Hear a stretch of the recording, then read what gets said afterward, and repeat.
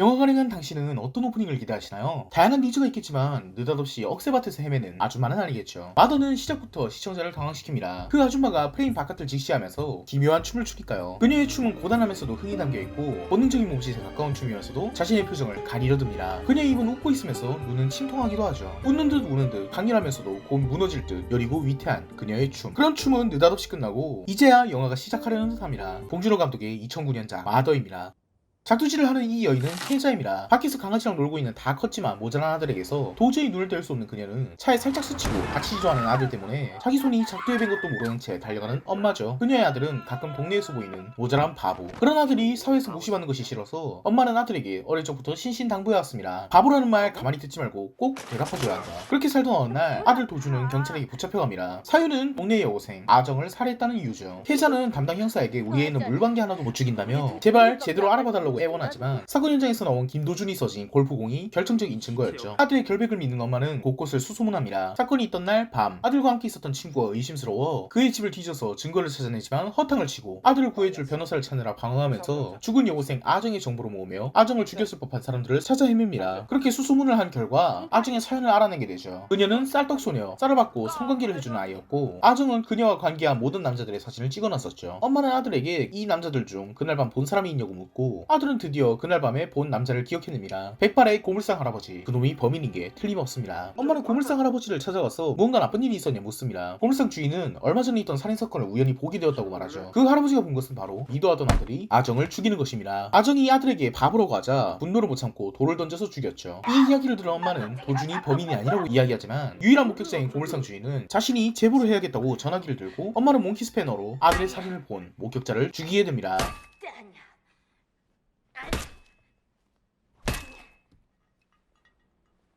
아니야, 이 쓰레기야.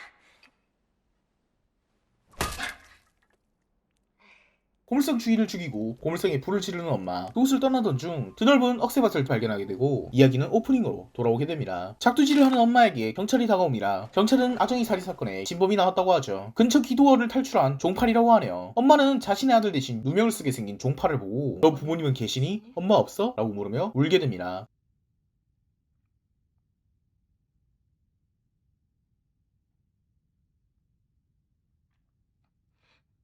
엄마 없어?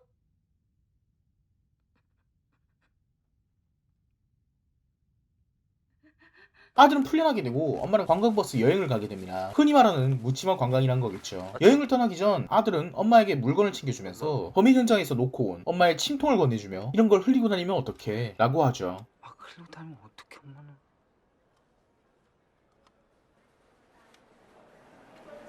혜자는 복잡 미묘한 표정으로 관광버스에 타고 그녀가 알고 있다는 나쁜 기억을 지우는 침을 스스로에게 놓은 채 오프닝에 춤을 추며 관광버스의 인파 속으로 녹아듭니다.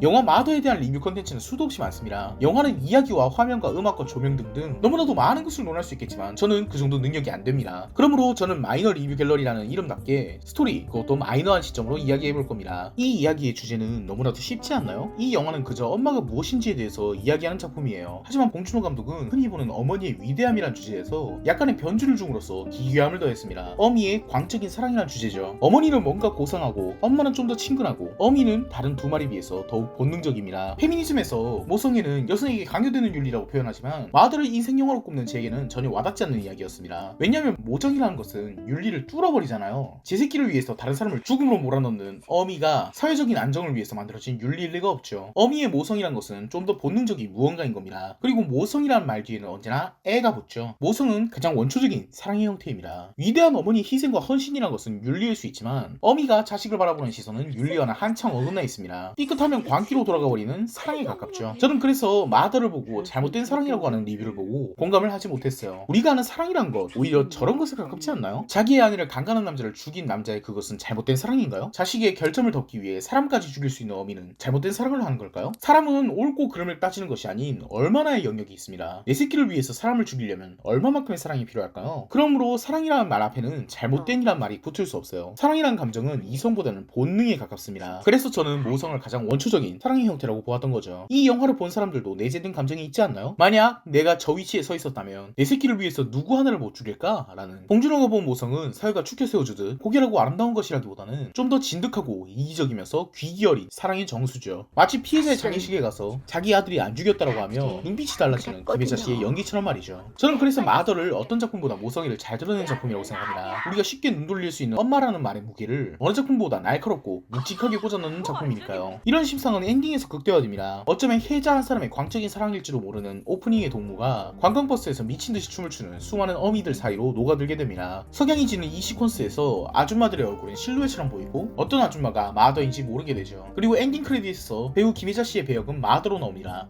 혜자가 아니라요. 덕분에 마더는 이 세상 모든 어미들의 모성애를 노래하는 광시곡이 되는 거예요. 그런데 말이죠. 그저 모성애의 윤리라는 껍데기를 벗긴 본질을 노래하는 것만으로 저는 이토록 사람들이 깊고 어두칙칙한 분위기를 느꼈을까? 라는 생각이 들었어요. 그리고 모성애와는 도저히 어울리지 않는 것 같은 연출들이 있단 말이에요. 예를 들면 시도 때도 없이 나오는 이 영화의 섹스처럼요. 이 작품은 어머니의 자식에 대한 광기 어린 사랑만을 노래한다기에는 유독 시퀀스마다 섹스나 성적인 장면이 나옵니다. 그리고 봉준호 감독이 스스로 마더는 섹스에 대한 이야기이다 라고 이야기를 한 것을 보고 저는 스스로에게 질문을 던져봤습니다. 이 작품에서 나오는 자식이 아들이 아니라 딸이었다면 이런 이야기가 나왔을까? 마더에서는 시도 때도 없이 성적인 장면들이 나옵니다. 아들이 여고생을 살인한 이유도 성적인 호기심이었죠. 작품에서 농담처럼 계속 엄마와 잤다는 이야기가 나오고 마더는 끊임없이 성관계와 마주하게 됩니다. 저는 이 작품에서 성을 계속 강조하는 이유를 어머니와 아들에 대한 관계를 남녀로 은유하기 위해서라고 봤습니다. 영화 마더는 엄마와 아들이란 이야기에서 여자와 남자로 주제가 확대됩니다. 작품에서 여성은 착취당하는 쪽, 남성은 착취하는 쪽으로 나옵니다. 사망한 친척의 장례식장에서 고생을 하는 사람들도 전부 여자죠. 이 영화에서 여성은 남자에게 직접적인 폭력을 당하거나 가정 환경 때문에 성적으로 이용당하거나 혹은 남자에게 목숨을 빼앗기거나 혹은 아들이 뒷수습을 하는 모정이라는 이름으로 착취당합니다. 마더의 협력자로 나오는 아들의 친구도 혜자의 모정을 착취하죠. 이 영화를 보면서 왠지 엄마와 아들이 아니면 성립되지 않았을 것 같다고 제가 생각했던 것에 대한 이유를 찾은 것 같았습니다. 마더에 나오는 엄마라는 존재는 여성 전반으로 확대됩니다. 폭력적이면서도 재수습을 제대로 못하는 남자, 아들의 뒷수습을 하면서 피해를 입기도 하는 엄마, 여성에 대한 이야기를 마더는 보여주려고 합니다. 그런 이용당하는 여성과 이용하는 남성의 가장 원초적인 모습이 바로 모성을 착취하는 아들과 수습을 하는 엄마의 모습이었던 거죠. 작품의 중반부에서는 피해자인 아정에 대한 이야기를 계속합니다. 마더를 보면서 피해자에게 공감하기 쉽지 않을 거예요. 우리는 주인공인 마더에게만 공감하고 있으니까요. 하지만 밝혀지는 피해자 아정의 모습은 어땠나요? 가난한 약자 입장에서 남자들에게 몸을 팔아서 살던 아이입니다. 작품에서 가장 강렬하게 남자에게 착취당하는 여성이죠. 이런 아정의 분노가 남성이라는 집단에 대한 혐오로 옮겨가는 것은 전혀 이상하지 않은 일일 겁니다. 그런 아정이 사망한 날은 동네 고물상 아저씨에게 몸을 팔러 가는 날인데 뒤따라오는 동네 바보가 자꾸 자신 보고 같이 자자고 하는 겁니다. 이런 상황까지 몰린 피해자는 자신이 갈 때까지 갔다라고 느끼게 되었겠죠. 그렇게 자신의 분노를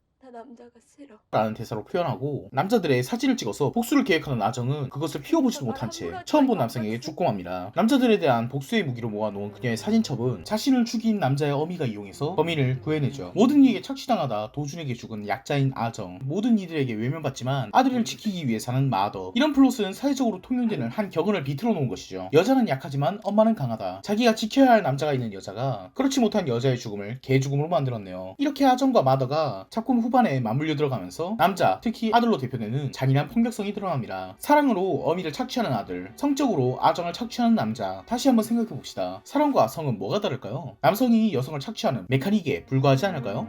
그건 그렇고 씨발 존나게 섭섭하네. 네가 나한테 이럴 수 있어? 이 작품에서 제정신인 남자들은 모정을 이용하려 들고 사회 상규를 넘지 않는 선에서 여성을 희롱하려 들지만 그런 작품에서 아들이 갖는 의미는 특별합니다. 도주는 지켜줘야 할 새끼라는 순수성을 지니면서 아정에게는 자신을 성적으로 보는 야수성도 지니죠. 도준을 바보로 만든 연출 덕에 이 영화는 페미니즘 영화가 되지 않았습니다. 만약 이 영화가 페미니즘 영화라면 도준이 바보로 나올 이유도 없죠. 여느 남자들과 똑같이 성적으로 착취하고 폭력까지 행사하는 플랫한 남자로 만들면 그만 아니었겠어요? 하지만 이 작품에서 모성을 착취하며 여성을 죽이는 착취와 폭력을 모두 담당하고 있는 김도준이 이 세상에 늑대 같은 여느 남성이 아닌 야수를 담고 있는 새끼 강아지처럼 나오기 때문에 이 영화에서 원빈이 갖는 의미는 특별합니다. 아정을 죽인 것도 엄마가 바보라고 하면 갚아주라고 했기 때문이죠. 덕분에 도준은 나쁜 사람으로 보이지 않습니다. 오히려 그 바보를 지켜준 어미가 더 나쁜 사람처럼 보일 정도죠. 하지만 이 영화의 백미는 바로 도준의 모호성입니다. 도준은 미스테리어스한 캐릭터입니다. 그 미스테리어스함을 극대화해준 연출이 바로 반쪽 얼굴이죠. 도준은 기억을 제대로 못할 때는 늘 정면으로 보이지만 기억을 해낼 때는 반쪽 얼굴만을 보여줍니다. 이 연출의 백미는 엄마가 5살 때 자신을 죽이려고 했던 것을 기억해낼 때 자신의 다친 반쪽 얼굴을 가리고 있다가 드러내는 씬입니다. 도준의 의도와 기억은 가리고 있는 반쪽 얼굴처럼 모호하다가 그것이 드러나면 충격을 주는 것이죠. 이 작품의 엔딩에서 도준은 엄마가 한 살인의 증거인 침통을 가져다 주면서 이런 걸 흘리고 다니면 어떡해? 라고 합니다. 이 대사를 들은 마더는 순수하고 바보 같던 아들과 증거인멸을 지시하는 듯한 아들 사이에서 혼란을 빠지죠. 지켜줘야 할 순수한 아들로서 지금 오정을 착취하고 있는 걸까요? 모든 것을 알면서 자신의 뒷수습을 하는 엄마라는 여자를 이용하고 있는 걸까요? 이 작품은 남자와 아들, 엄마와 여자라는 양가성 사이에서 사람을 뒤흔듭니다. 이 작품에서 엄마와 아들의 관계는 양면성으로 대비됩니다. 무엇이든 보고 알려달라고 하는 엄마는 끝에 진짜 아들의 모습을 거부하고 아들이 모든 것을 기억해내기를 바라면서도 어려울 때 아들을 죽이려고 했던 것은 기억하지 못하길 바랍니다. 엄마는 아들에게 어떤 것을 바라는 걸까요? 순수한 애새끼? 제대로 된 한 남성? 그리고 이 작품의 엔딩은 그 양가성 사이에서 결론을 내리지 않습니다. 아들이 진짜 모습이 어느 쪽인지 혼란해하던 마더는 나쁜 기억을 잊는 침을 맞고 군중 속으로 녹아들 뿐이죠. 마더는 가장 근원적인 남자와 여자 문제를 엄마와 아들의 관계와 결합함으로써 풀어나가는 섹스에 대한 이야기입니다. 엄마와 아들의 개인적인 이야기로 시작한 작품이 여자와 남자의 관계를 묘사하기 시작하다 여자인 엄마와 남자인 아들의 이야기로 돌아오게 되죠. 그런 마더가 결론을 내리지 못하고 사회에 녹아든 것처럼 사회에 녹아든 정돈되지 않은 성에 대한 문제를 담은 영화. 좀 더 단순한 광기 어린 모성에 대한 이야기라는 플랫한 감상이 아닌 좀 더 봉준호가 제시하는 사랑에 다가가보고 싶었던 리뷰입니다. 어때요? 마더라는 작품을 해석하는데 좀 더 갈무리가 되었나요? 아니면 정돈되지 않은 생각에 혼란을 부추겼나요? 어느 쪽이든 재미있는 해석이었길 바랍니다. 끝까지 봐주셔서 감사합니다.